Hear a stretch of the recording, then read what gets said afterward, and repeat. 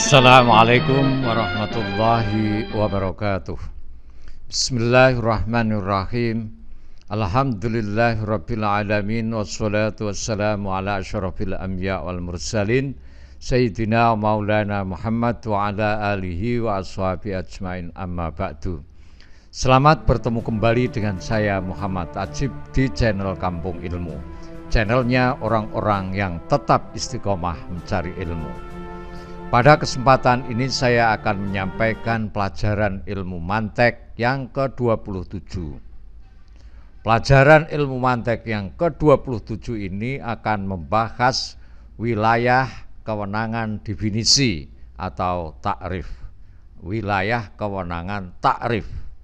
Sahabat Kampung Ilmu yang berbahagia, setiap orang berwenang dan boleh untuk mendefinisikan suatu term atau kata atau kalimat dengan apapun. Kamu boleh saja membuat definisi suatu term, kata dengan apa saja, terserah kamu, itu hakmu. Persis seperti kamu mempunyai hak memberikan nama pada anakmu. Kamu bebas memberikan nama apa saja untuk anakmu. Ketika Anda memberi nama pada anak Anda, maka berarti pada saat itu Anda sedang membuat sebuah definisi untuk anak Anda. Anda boleh mendefinisikan apapun secara bebas, sebebas-bebasnya. Seperti bebasnya Anda memberi nama pada anak Anda. Tapi untuk membuat definisi agar dapat dikatakan sah harus memenuhi syarat-syaratnya. Harus memenuhi syarat-syaratnya. Lihat video sebelum ini. Contohnya, Kang Amir memberi nama anak perempuannya dengan Nun dan anak laki-lakinya dengan nama Qof. Nama Nun diambil dari huruf hijaiyah yang ke-25 kalau nggak salah, sedangkan nama Qof diambil dari huruf hijaiyah yang ke-20. Tapi Nun dan Qof ini juga ada di dalam Al-Quran. Nun wal qalami wa ma yasturun ma anta bi ni'mati rabbika bimajnun. Kalau yang qaf wal qur'anil majid bal ajibu an ja'ahum mundirum minhum faqalal kafiruna hadza syai'un ajib. Tapi itu adalah nama-nama yang tidak lazim bagi anak manusia, khususnya di desa Sayung. Tidak ada yang namanya Nun atau Qaf. Tetapi orang tuanya berhak sepenuhnya memberi nama anaknya dengan apapun. Karena pemberian nama seorang anak merupakan wilayah kewenangan definisi orang tuanya. Itu adalah contoh yang jelas dari wilayah kewenangan definisi. Di dalam membuat definisi ini tidak ada yang namanya definisi yang benar. Juga tidak ada yang namanya definisi yang salah. Yang ada hanyalah definisi yang sah atau definisi yang tidak sah. Tapi sering orang mengatakan definisi yang sah dengan definisi yang benar dan mengatakan definisi yang tidak sah dengan definisi yang salah. Definisi yang sah itu adalah definisi yang memenuhi syarat-syarat sahnya definisi, seperti yang sudah saya sampaikan pada pelajaran sebelumnya. Jadi selain dibatasi oleh wilayahnya, kebebasan membuat definisi juga dibatasi oleh syarat-syaratnya. Karena tanpa dipenuhi syaratnya, sebuah pernyataan tidak dapat dikelompokkan sebagai definisi. Di sini perlu dipahami bahwa suatu definisi itu sifatnya fungsional, artinya boleh digunakan dan boleh tidak. Ia hanya alat untuk mengkomunikasikan maksud. Jadi jangan dianggap bila seorang tokoh ternama menggunakan atau merumuskan suatu definisi, maka semua orang harus menggunakan definisi tersebut. Masing-masing orang juga dapat memberikan definisi tersendiri untuk term atau kata, kalimat yang digunakannya. Dalam hal menggunakan dan merumuskan definisi, baik orang biasa atau tokoh ternama sama-sama dapat merumuskan dan menggunakan definisi yang diberikan pada term, kalimat, kata yang digunakan. Selain itu, definisi tidak bernilai benar atau salah, bagus atau tidak bagus, kredibel atau tidak kredibel, dan sebagainya. Definisi tak lain hanyalah sekedar bahasa untuk membuat batasan-batasan apa yang didefinisikan. Pernyataan yang bernilai benar atau salah adalah proposisi namanya. Sebentar lagi akan kita bahas. Nilai dari definisi hanyalah sah atau tidak sah. Definisi dikatakan sah jika telah memenuhi 4 syarat sahnya. Syarat sahnya sebuah definisi: 1. Tidak berupa negasi, 2. Tidak berupa kiasan, 3. Antara mu'arraf dan ta'rif atau mu'arrif harus equivalent. Yang keempat, tidak berupa pengulangan kata mu'arraf. Syarat-syarat sahnya definisi ini sudah pernah kita bahas panjang lebar. Silakan diulang kalau sudah lupa. Dengan demikian, bila tokoh-tokoh ternama merumuskan suatu definisi, seharusnya tidak dipersepsi bahwa mereka merumuskan suatu proposisi atau pernyataan yang bernilai benar atau salah. Karena setiap orang berwenang untuk mendefinisikan suatu term, kata, kalimat dengan apapun, maka tidak aneh jika para ulama antara satu dengan lainnya sering berbeda-beda di dalam membuat definisi term, kalimat-kalimat tertentu. Contoh misalnya kata taklid. Definisi taklid menurut para ulama, antara lain menurut Imam Ghazali, memberikan definisi qabulu qaulin bila hujjatin, menerima ucapan tanpa hujjah. Sedang menurut Al-Asnawi dalam kitab Nihayatul Usul mengemukakan definisi taklid: at-taklidu huwal akhdul qaul min ghairi dalilin, mengambil perkataan orang lain tanpa dalil. Dan definisi taklid yang ketiga dalam kitab Jam'ul Jawami', taklid didefinisikan at-taklidu akhdul qauli min ghairi ma'rifati dalilin. Taklid ialah mengambil suatu perkataan tanpa mengetahui dalilnya. Sahabat kampung ilmu yang berbahagia, setiap orang berwenang untuk mendefinisikan term-term seperti air, alam, bumi, ayah, negara, bangsa, dan lain sebagainya. Tidak ada undang-undang yang melarang Anda mendefinisikan apapun. Demikian pula perlu Anda pahami, tidak ada undang-undang yang melarang orang lain mendefinisikan term-termnya sendiri. Tapi saat kita memasuki sebuah komunitas atau lembaga atau perusahaan forum tertentu, kita perlu belajar bagaimana di komunitas tersebut segala sesuatunya didefinisikan.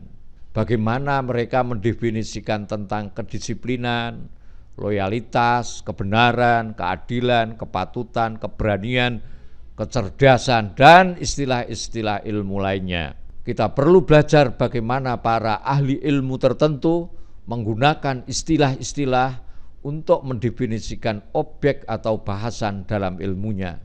Dan kemudian kita perlu beradaptasi dengan definisi-definisi yang telah mereka sepakati untuk digunakan. Sebagaimana konsep dari wilayah kewenangan definisi, maka tidak ada definisi yang dapat kita salahkan, tapi kita dapat menentang bentuk-bentuk inkonsistensi dari penggunaan definisi tersebut. Misalnya orang mendefinisikan term atau kata sholat dengan ingat kepada Tuhan. Zakat didefinisikan memberikan harta benda kepada orang lain.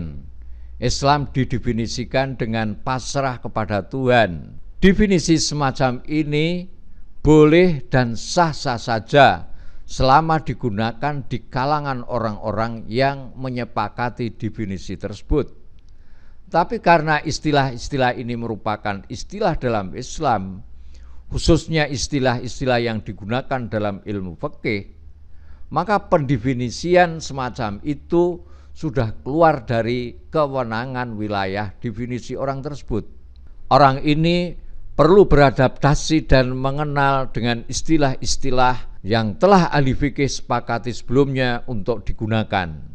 Berarti definisi semacam tadi di atas kalau digunakan ibarat menamakan anak orang lain tanpa persetujuan orang tuanya. Ya, contoh jelasnya misalnya nama anak-anak itu Zaitun lalu dinamakan Komarun. Tentu si bapak tidak terima atau anak itu menolak panggilannya.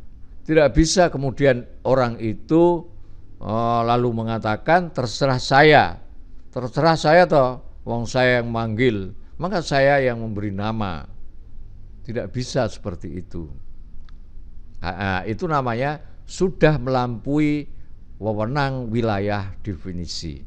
Pada dasarnya masing-masing orang berhak menciptakan definisi masing-masing dan bisa memilih dengan siapa dia hendak berbicara. Tetapi yang namanya ilmu bukan hanya ilmu logika. Ada banyak ilmu lain yang harus kita perhatikan dan perlu kita jadikan pedoman. Misalnya etika, akhlak, estetika, retorika, dan lain sebagainya. Sebagai contohnya, bila seorang berkunjung ke rumah Anda, dia tidak boleh dengan seenaknya mendefinisikan mana yang disebut kamar mandi dan mana yang kamar tidur.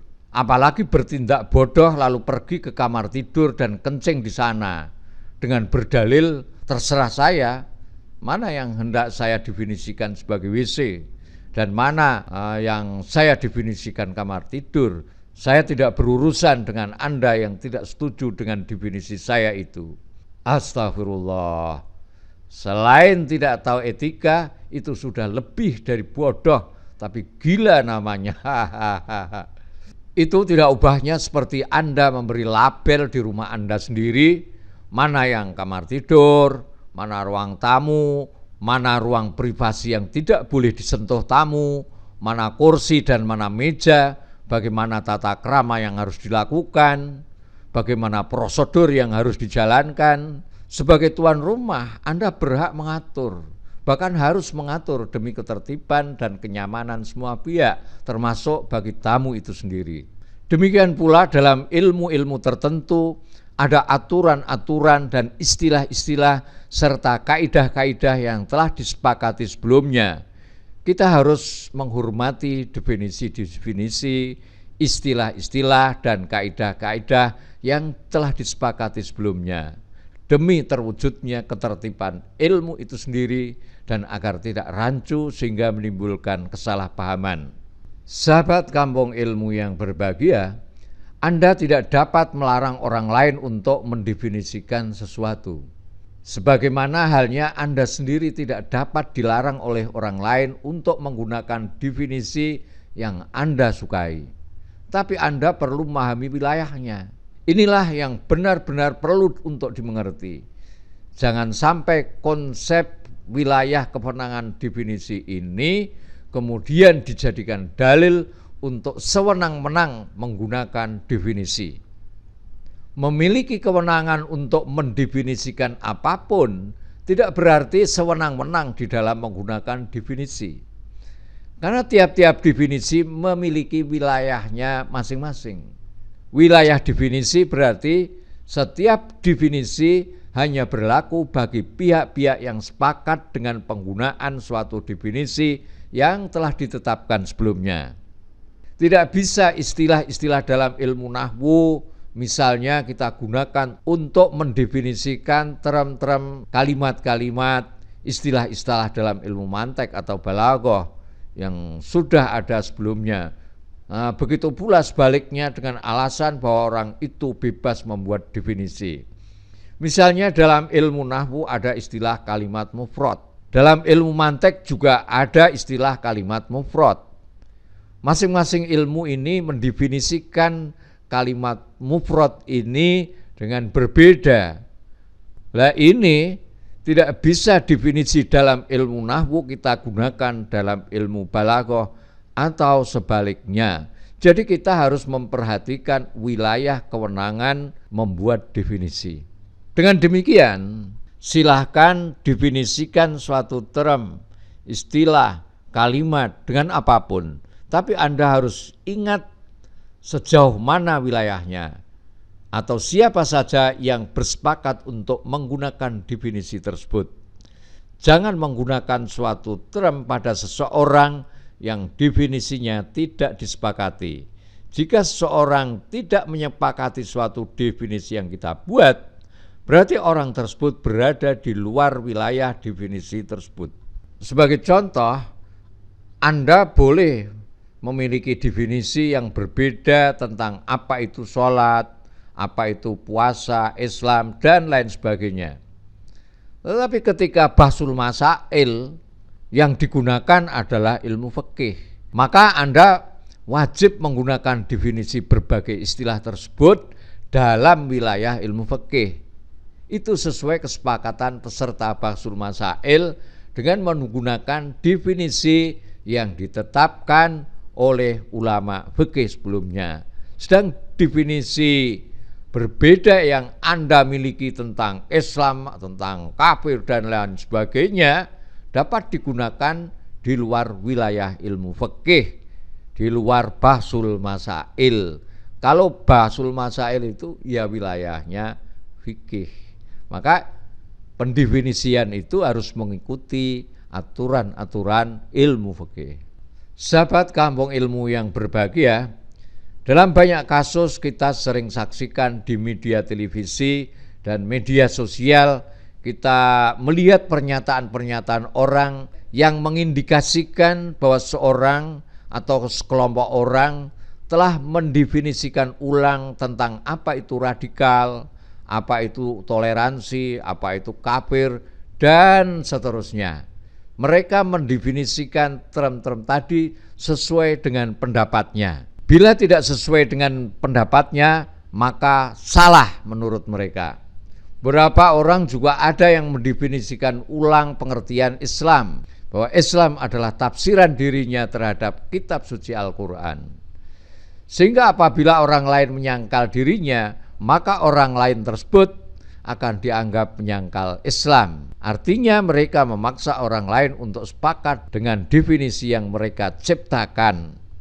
Ini adalah contoh-contoh pelanggaran terhadap wilayah kewenangan definisi. Kita harus menghormati wilayah kewenangan definisi.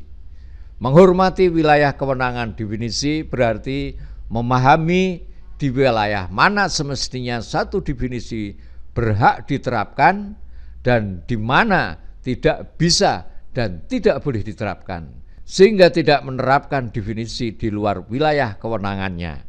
Definisi yang kita sepakati boleh digunakan untuk mengukur kebenaran pernyataan orang lain.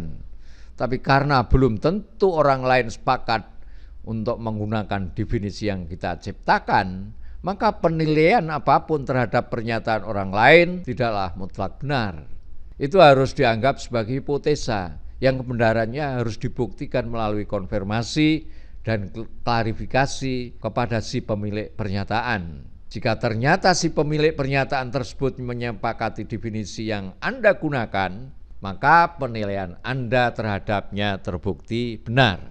Jadi, wilayah kewenangan definisi adalah kebebasan setiap orang untuk menetapkan definisi sesuatu, mencakup pihak-pihak yang bersepakat untuk menggunakannya. Dan agar disebut definisi yang sah, maka syarat membuat definisi harus dipenuhi. Assalamualaikum warahmatullahi wabarakatuh. Muhammad Ajib.